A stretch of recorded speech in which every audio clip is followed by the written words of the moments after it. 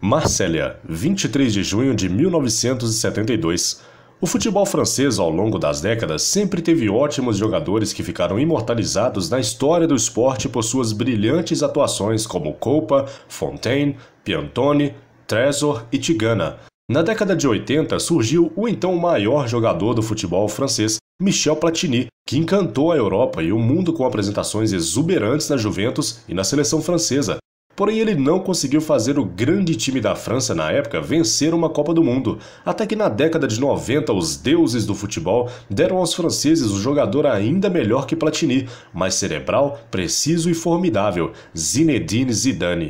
O craque conseguiu exatamente o que o Platini não foi capaz, vencer uma Copa do Mundo em 1998. E de quebra, ele faturou a Eurocopa de 2000 e colocou a França no topo. O jogador conquistou os franceses e tomou o lugar que era de Platini como o melhor jogador da história da França.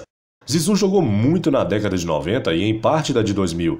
O jogador escolheu uma decisão da Copa do Mundo em 2006 para encerrar a carreira, mas um gesto irracional manchou o fim do grande mago francês e pesadelo dos brasileiros em duas Copas. Mesmo assim, o que Zidane fez nos gramados dos 4 cantos do mundo é impagável. É hora de relembrar, então deixa o seu like que tá começando o OSF Zinedine Yazid Zidane.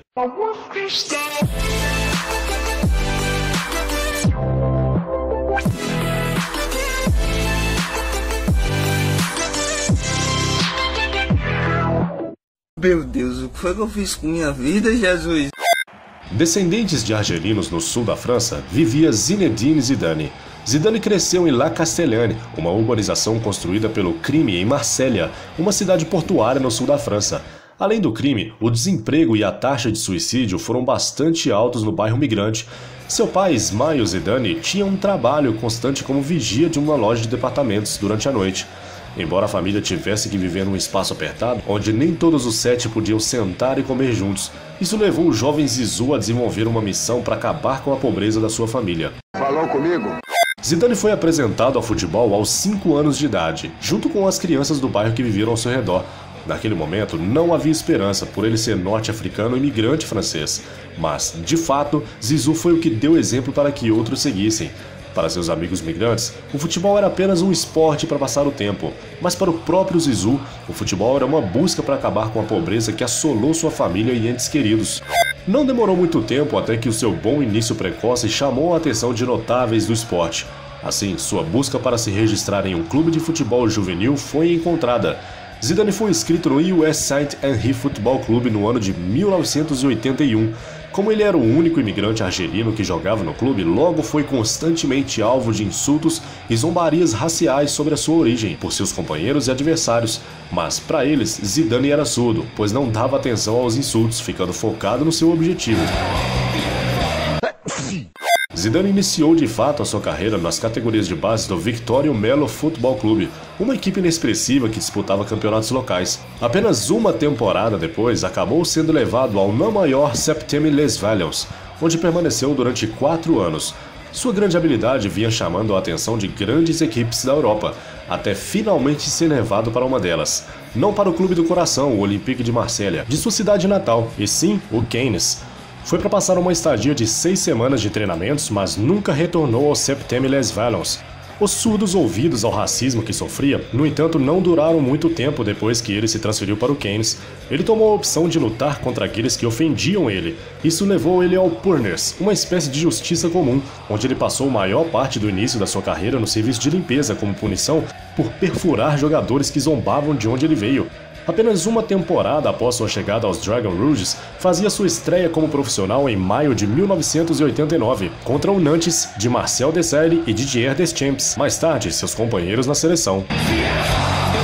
O presidente do Cannes gostava tanto de Zidane que prometeu para aquele garoto de 16 anos que quando ele marcasse seu primeiro gol pelo clube, ia o presentear com um carro. Seu primeiro gol como profissional demorou para acontecer, saindo apenas em 10 de fevereiro de 1991 contra o Nantes, no jogo que o Cannes venceu por 2-1. E ainda assim, teve que esperar mais 2 anos para poder ganhar seu presente prometido, um Renault Clio. Não entendi foi nada.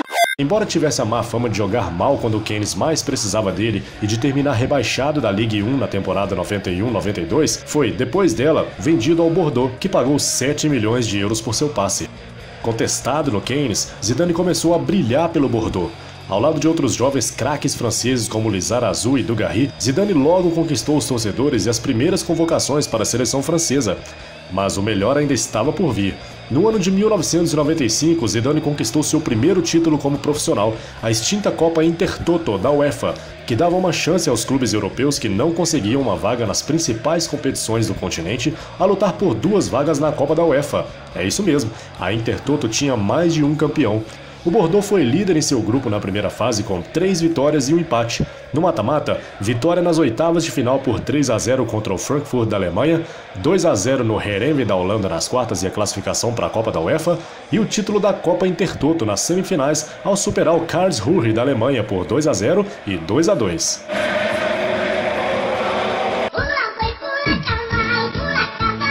Com a vaga garantida na Copa da UEFA de 1994-95, o Bordeaux tratou de não fazer feio, e nem Zidane. Ao lado de seus compatriotas, o craque conduziu o time até a final da Copa em uma campanha maravilhosa. Nas oitavas de final, um gol de Zizou colocou o Bordeaux nas quartas de final, mesmo com a derrota por 2-1 contra o Betis, pois o Bordeaux tinha vencido o primeiro jogo por 2-0 e classificou no placar agregado por 3-2. Nas quartas de final, o Bordeaux mostrou poder de reação e, após perder o primeiro jogo fora de casa para o poderoso Milan de Roberto Baggio, venceu em casa por 3-0 com show de Zidane e Dugarry, que marcou 2 gols. Nas semifinais, o time despachou o Slavia Praga da República Tcheca com 2 vitórias por 1-0. Na final, porém, o time de Zidane não foi páreo para o ótimo Bayern de Munique de Kahn, Matthaus, Papin, Ziyech, Scholl e Klinsmann, que venceu os 2 jogos da final por 2-0 na Alemanha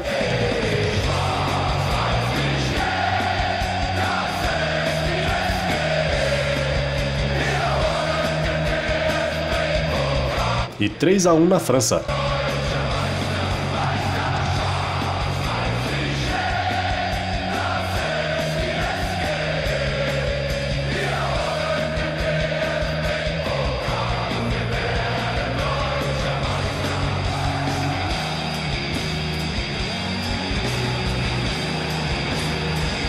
Caralho, cuzão!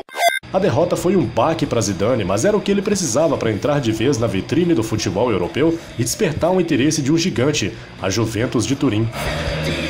Foi para Turim que o craque migrou naquele mesmo ano de 1996, pouco tempo depois de o time italiano vencer sua segunda Liga dos Campeões da história.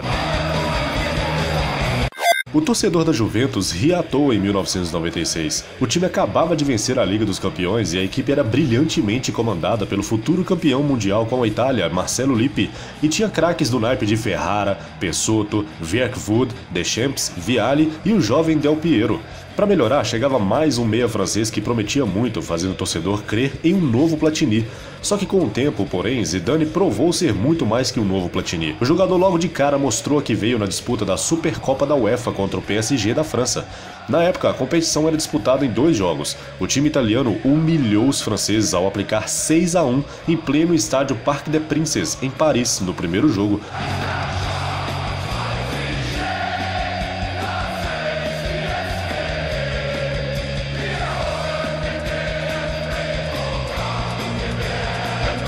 Foi um show magnífico dos alvinegros de Turim. Na partida de volta, um magro, entre aspas, 3-1 para a Juventus, deu o título aos italianos. Era o segundo troféu de Zidane na carreira que começaria a ser recheada de conquistas. O segundo título de Zidane com a camisa da Juventus foi o Mundial Interclubes, na decisão contra o River Plate da Argentina, no Japão. A Juventus venceu por 1-0 com gol de Del Piero no finalzinho do jogo e conquistou seu bicampeonato mundial.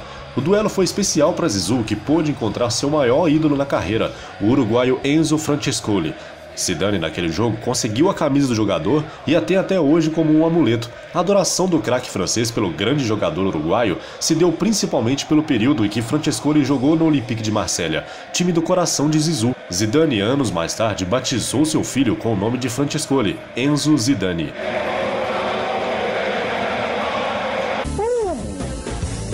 Alguém me segure! A A Juventus tinha um dos maiores esquadrões da Europa em 1997. O time mesclava a experiência de ótimos defensores e meio-campistas com uma talentosa e jovem comissão de frente, liderada, claro, por Zidane e Del Piero. Depois de ganhar quase tudo em 95 e 96, o time de Turim tratou de fazer bonito em casa. O time, em uma emocionante disputa contra o ótimo Parma da época, venceu o campeonato italiano de 96 e 97 com apenas 2 pontos de vantagem sobre o rival. O time ainda venceu a Supercopa da Itália ao bater o Vicenza por 3-0, porém houve uma decepção. Na Liga dos Campeões, o time italiano fez uma campanha quase perfeita, invicta, após 5 vitórias e 1 empate na fase de grupos e 3 vitórias e 1 empate nas quartas e semifinais, com destaque para 2 vitórias sobre o forte Ajax por 2-1 e um largo 4-1. Na final, o time encarou a surpresa Borussia Dortmund da Alemanha e justamente na decisão o time de Zidane conheceu a derrota. 3-1, com o craque francês sendo anulado de maneira épica pelo escocês Paul Lambert. Na temporada seguinte, Zidane marcou 7 gols na Série A italiana que foram cruciais para o bicampeonato da Juventus, 5 pontos à frente da Internazionale. Na Liga dos Campeões, Zidane começou a mostrar seu lado matador ao anotar vários gols na fase de grupos e também na de mata-mata. Dessa vez, a Juventus perdeu algumas partidas, mas conseguiu chegar pela 3ª vez consecutiva à final, feito não igualado desde então.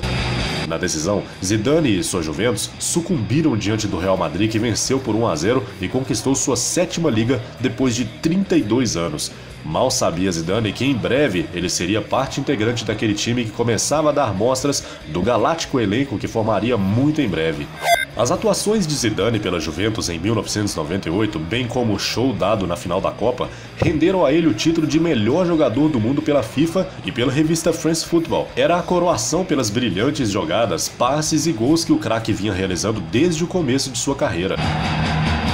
Zidane, que se tornou ídolo na Juventus, entrou num período de seca de títulos, vencendo de 1999 até 2001 apenas uma Copa Intertoto da UEFA. Era a deixa para que no final de 2001 ele se transferisse para o galáctico Real Madrid. A transação foi a maior da história do futebol na época, sendo superada apenas em 2009, quando Cristiano Ronaldo foi comprado pelo mesmo Real Madrid. Zidane chegou prontamente com status de ídolo e sabia que na Espanha viveria seus últimos momentos no futebol, por isso deveria desempenhar um bom papel. Em 2001, ele venceu a Supercopa da Espanha quando o Real Madrid bateu o Real Zaragoza por 3-0 com 3 gols de Raul. No time de Madrid, Zidane começaria a brilhar de maneira mais constante em 2002, ano do centenário do time, que seria muito especial. Com um timaço e craques como Raul, Casillas, Hierro, Elguera, Roberto Carlos, Makelele, Figo e, claro, Zidane, o Real Madrid queria vencer tudo o que disputasse em 2002, ano que completava 100 anos, e a temporada começou mágica com o título da Liga dos Campeões da UEFA. No caminho até a final, Zidane foi decisivo e ajudou demais o time merengue. O ponto alto foram as semifinais contra o arquirrival Barcelona, em que Zizou marcou um dos gols na vitória por 2-0 do Real em pleno Camp Nou, no primeiro jogo, dando tranquilidade para a partida de volta no Santiago Bernabéu, que terminou empatada em 1-1. Na final, contra os alemães do Bayer Leverkusen da grande revelação Ballack, Zidane mostrou por que era um dos maiores craques do planeta.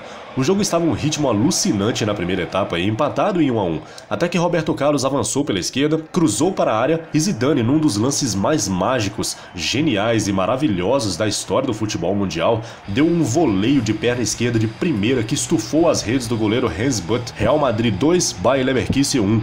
Golaço!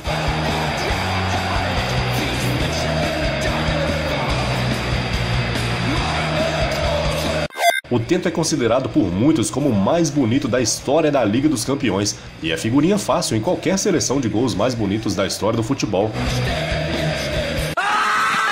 E Zidane continuou fazendo história no Real Madrid. O craque ajudou o time a vencer o único caneco que faltava na gorda galeria do time, a Supercopa da UEFA. Quando o Real venceu o Feyenoord da Holanda por 3-1, se o time seguia absoluto no continente, em casa o Real não foi bem e perdeu o título espanhol e a Copa do Rei, mas ainda faltava o Mundial no final do ano no Japão. Zidane já tinha ao seu lado o brasileiro Ronaldo e o argentino Cambiasso como reforços quando o Real Madrid foi disputar o Mundial Interclubes no Japão contra o Olímpia do Paraguai. Os paraguaios sentiram a pressão de enfrentar os galácticos e não foram páreos para o esquadrão Brancaleone, que venceu por 2-0. O jogo foi especial por um motivo: ambas as equipes comemoravam 100 anos exatamente em 2002, pena que apenas uma teve o sabor de ser campeã mundial, melhor para o Zidane, que vencia o seu segundo título intercontinental na carreira em cima do Olímpia do Paraguai. Zidane e o Real Madrid venceram em 2003 o caneco que escapou em 2002, o Campeonato Espanhol. O time fez uma ótima temporada com 22 vitórias e apenas 4 derrotas em 38 jogos. Zidane brilhou como um dos grandes garçons do torneio, ajudando nos gols marcados por Ronaldo e Raul. Ao lado de Figo e o inglês Beckham, o Real tinha nos Galácticos a esperança de vencer tudo novamente, mas o outro torneio que veio no ano foi apenas a Supercopa da Espanha. Na Liga dos Campeões, o time foi eliminado pelo ex-clube de Zidane, a Juventus, que chegaria à final e a perderia para o Milan. Em 2003, Zidane igualou o recorde do seu companheiro de equipe, Ronaldo, e faturou seu terceiro título de melhor jogador do mundo da FIFA. Ali, porém, seria o seu último grande momento até 2006. E o Real Madrid, mesmo com grandes nomes, começou a entrar em um período de vacas magras em 2004.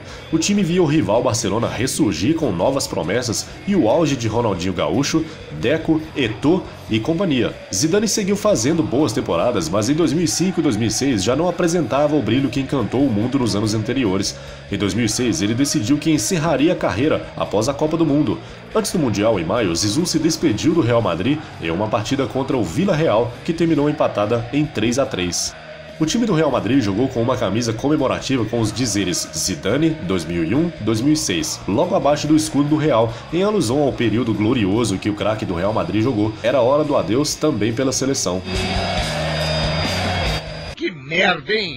Quando Zidane estava brilhando pela Juventus na Itália, ele não despertava grande esperança na França para a Copa do Mundo de 98, que ia ser realizada na França, com uma quantidade incrível de talentos como Deschamps, Thuram, Trezeguet, Henry, Barthez, Blanc, Liboeuf, Dugarry e Lizarazu. Zidane e sua França tinham a maior chance de todas em conquistar, enfim, um título mundial. Porém, o craque desde 1996 vinha fazendo partidas bem fracas pela seleção e ficando mais de um ano sem marcar gols. Os torcedores do país não aturavam um jogador que fazia partidas magistrais pela Juventus e apagadas na seleção. Contrariando a todos, Zizou profetizou: "Eu vou ganhar essa Copa". Os franceses adorariam que fosse verdade, mas na realidade não confiavam, e começaram a Copa enfatizando tal posicionamento quando Zidane, logo no segundo jogo da fase de grupos contra a Arábia Saudita, foi expulso ao pisar em um adversário caído. O cartão vermelho lhe rendeu 2 jogos de suspensão. O craque só voltaria se a França chegasse até as quartas de final. Zidane retornou ao time justamente nas quartas de final contra a então vice-campeã mundial, Itália. O jogo foi duríssimo e muito disputado, e Zidane se apresentou bem melhor que em outras partidas. Porém, após um empate sem gols, a decisão foi para os pênaltis e deu à França, que aproveitou os erros de Tibaggio e Albertini. Zizou converteu sua cobrança e ajudou o time a ir até as semifinais contra a surpreendente Croácia de Šuker. O time francês venceu de virada com 2 gols de Thuram, com Zidane jogando bem, mas ainda longe do que se esperava dele. Mesmo assim, o país fazia festa. Pela primeira vez em sua história, a França decidia uma Copa do Mundo, e em casa. Porém, o adversário seria nada mais nada menos que o então campeão mundial, o Brasil, da estrela Ronaldo. Mas o que é isso que está aparecendo aqui no meu computador? Eu não acredito nisso. A final entre França e Brasil na Copa de 98 era uma das mais esperadas das últimas edições do torneio. De um lado, os anfitriões, que esperavam o brilho de sua estrela maior, Zidane, e que torciam por um título inédito em casa. Do outro, o consagrado Brasil, que tinha uma estrela em total ascendência, o Ronaldo, um time guerreiro, um goleiro consagrado, que é o Tafarel, e laterais que apoiavam e defendiam com extrema eficiência, Cafu e Roberto Carlos. Este então, segundo melhor jogador do mundo, mas o que era para ser uma partida equilibrada e proibida para cardíacos foi um jogo de um time só, a França. Devido a uma convulsão de Ronaldo horas antes do jogo, até que Edmundo chegou a ser dado como titular no ataque, causando espanto geral nos brasileiros e na imprensa, o Brasil entrou em um campo visivelmente abatido e a sua principal estrela irreconhecível. Resultado, França 3-0 no Brasil, com um show tão aguardado de Zidane, que marcou 2 gols de cabeça e ajudou a sua seleção a conquistar pela primeira vez o Mundial. Seu desempenho o coroou como o melhor jogador do mundo daquele ano. Além de ser elevado ao status de ídolo da nação, Petit anotou outro gol já nos acréscimos e selou a vitória por goleada. Nem o mais otimista torcedor francês esperava uma vitória como essa de sua seleção. Deixando as polêmicas de lado, a França consagrou-se como o melhor time do planeta e terminou a competição invicta com 6 vitórias e 1 empate. Enfim, os Blues podiam estampar uma estrela dourada em seu peito. E Zidane calava com uma atuação de gala a boca de todos os que o criticaram antes e durante a Copa. Nos momentos decisivos, o craque mostrava que decidia, e decidia mesmo. Zidane foi novamente decisivo no histórico título da Eurocopa de 2000 da França. O craque marcou gols nas vitórias contra a Espanha nas quartas de final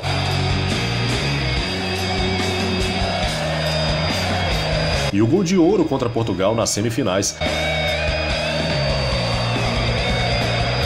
Na decisão, a França perdia para a Itália até o final do jogo quando Wiltor empatou o jogo. Na prorrogação, a França chegou ao título com um gol de ouro de Trezeguet, se tornando a primeira seleção desde a Alemanha, em 1974, a vencer uma Copa do Mundo e a Eurocopa em sequência. Zizou foi eleito o melhor jogador do torneio e venceu também em 2000 seu segundo prêmio de melhor jogador do mundo pela FIFA. Ninguém podia com o craque francês. Zidane e sua França eram os maiores favoritos ao título da Copa do Mundo de 2002. Campeões de tudo nos últimos 4 anos, os franceses pareciam não ter adversários. Porém, tudo deu errado na Copa do Japão e da Coreia. Poucos dias antes da estreia da equipe em um amistoso contra a Coreia do Sul, Zidane sentiu um estiramento na coxa e ficou de fora das 2 primeiras partidas da França no Mundial. Sem o maior astro do país, a França perdeu para Senegal por 1-0 e empatou sem gols com o Uruguai. Na terceira e última partida da fase de grupos, a França teria que vencer a Dinamarca por 2 gols de diferença se quisesse avançar às oitavas de final. Zizou jogou no sacrifício e nada pôde fazer para ajudar os Blues. Derrota por 2-0, eliminação e, entre aspas, o título de seleção detentora do título mundial com a pior campanha na história das Copas, sem ao menos marcar um gol. A derrota foi um baque para o craque que não sabia se teria condições de disputar uma nova Copa do Mundo em 2006.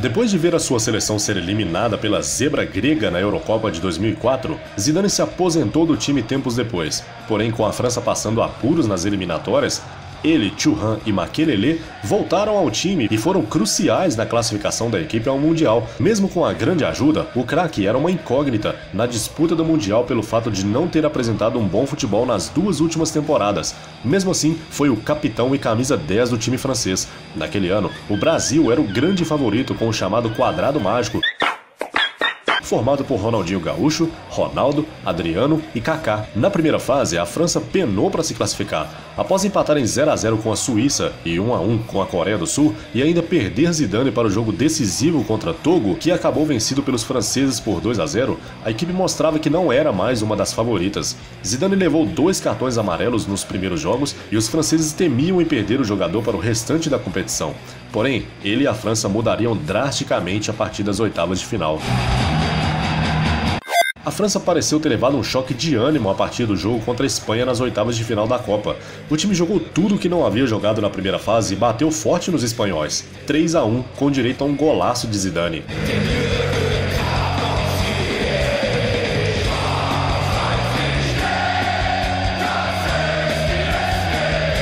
A equipe estava nas quartas de final. O adversário seria o freguês de carteirinha, mas favorito ao título, Brasil. Zidane jogou demais contra o Brasil. Foi dele o passe para o único gol do jogo de Henry e foram dele as maiores jogadas da partida, inclusive um chapéu sem dó no amigo Ronaldo em pleno meio de campo. A classe, a visão de jogo e o futebol de Zidane estavam definitivamente de volta. O Brasil estava eliminado e a França mais do que nunca no caminho do bicampeonato.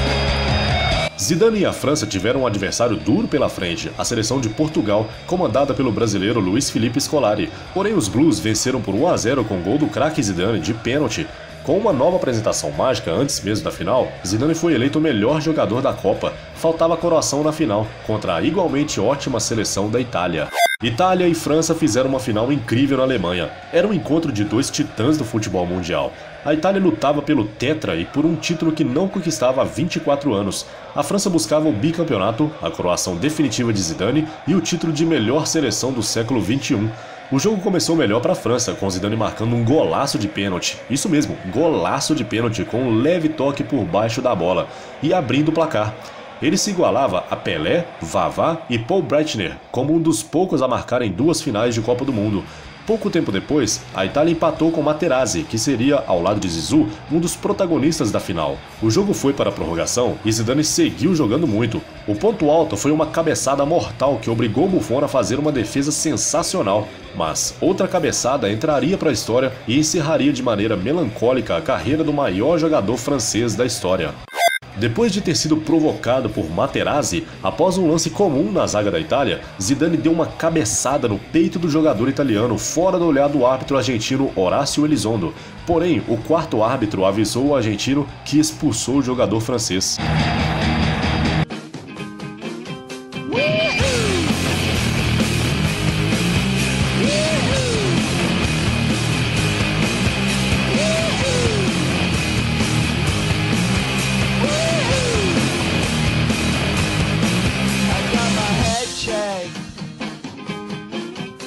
Jumbo jet.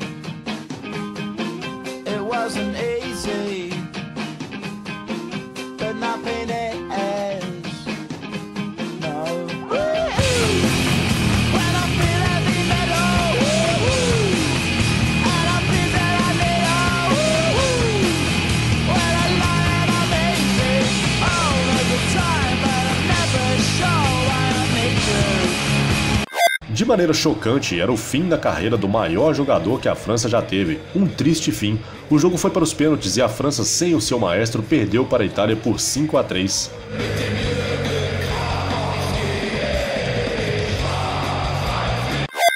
No ano de 2013, ingressou como auxiliar técnico de Carlo Ancelotti no Real Madrid. Após conquistar o título da Copa do Rei e da Champions League desempenhando a função, foi anunciado como novo técnico do Real Madrid Castilha, time B dos merengues, no dia 25 de junho de 2014. No entanto, uma denúncia do dirigente do Centro Nacional de Formação de Treinadores da Espanha, Miguel Galán, fez com que a Federação Espanhola afastasse Zidane por 6 meses do comando do Castilha por não ter a certificação nível exigida na Espanha, para que Zizou pudesse treinar os times profissionais da primeira divisão. O Real Madrid recorreu da decisão e o Tribunal Administrativo do Esporte invalidou a resolução, permitindo a volta de Zidane ao comando da equipe após 90 dias cumpridos da punição. Eu sou a piada para você! No dia 4 de janeiro de 2016, foi oficializado como técnico da equipe principal, após a demissão de Rafa Benítez. Sob o comando dos Blancos, Zidane os levou ao título da Liga dos Campeões da UEFA. Essa conquista tornou Zidane o único a ganhar a Liga dos Campeões da UEFA como jogador em 2002, auxiliar técnico em 2014 e treinador em 2016-17. No dia 8 de agosto de 2017, conquistou a Supercopa da UEFA de 2017, tornando-se assim o primeiro homem da história do futebol a ganhar 2 títulos como jogador, 96 e 2002, e 2 títulos como treinador, 2016 e 2017. Já no dia 16 de dezembro de 2017, conquistou o Mundial de Clubes da FIFA pelo 2º ano consecutivo. Em 31 de maio de 2018, anunciou a sua saída do Real Madrid em uma entrevista coletiva surpresa após ganhar a UEFA Champions League 3 vezes consecutivas. Mas, no dia 11 de março de 2019, após 9 meses de sua saída do Real Madrid, a diretoria anunciou o retorno do treinador devido aos seguidos resultados negativos e a eliminação humilhante na Liga dos Campeões para o Ajax em pleno Santiago Bernabéu pelo placar de 4-1. Mesmo com o triste fim de sua carreira, Zidane é adorado até hoje por todos os amantes do futebol e até mesmo alguns brasileiros. O que o craque de Marsella jogou ao longo de mais de uma década é impagável e está marcado para sempre na história. Zidane foi o maior jogador que a França teve, superou os feitos de Platini, foi referência para milhares de jovens jogadores pelo mundo todo e é ídolo de franceses, italianos e espanhóis. Engajado com projetos sociais, Zidane segue até hoje no mundo do futebol. Virou técnico do Real Madrid e virou uma lenda ainda maior ao vencer 3 Ligas dos Campeões seguidas com os merengues. Sublime para o futebol e terrível para os brasileiros, Zidane foi, é e sempre será um dos maiores deuses do futebol, um craque imortal.